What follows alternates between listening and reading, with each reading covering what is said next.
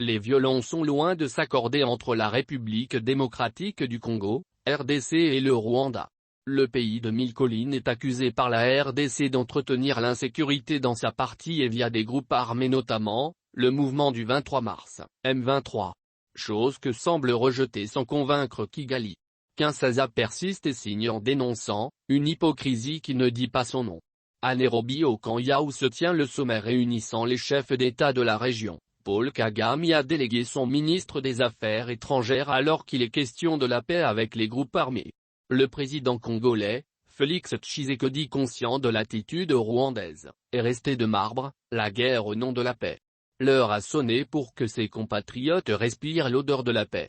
Poussé au dialogue, Tshisekedi tient coûte que coûte à doter les FARDC des moyens conséquents pour arriver à la victoire finale contre les groupes armés dont l'hypocrisie du Rwanda trahit à peine la volonté de semer mort et désolation au sein de la population de la partie et de la RDC. La seule option c'est la guerre froide soit celle.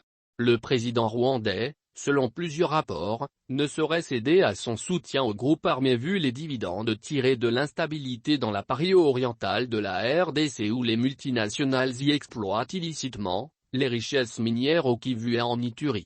Le langage des armes choisi par le gouvernement congolais et exprimé en Nairobi fait visiblement peur au Rwanda malgré le soutien des multinationales à ce minuscule pays de l'Afrique de l'Est. Pour ce faire, il est aussi question d'ouvrir l'œil et le bon après que Paul Kagame ait signé avec le Royaume-Uni un accord de transfert des migrants en situation irrégulière vers ce pays de 12 millions d'habitants.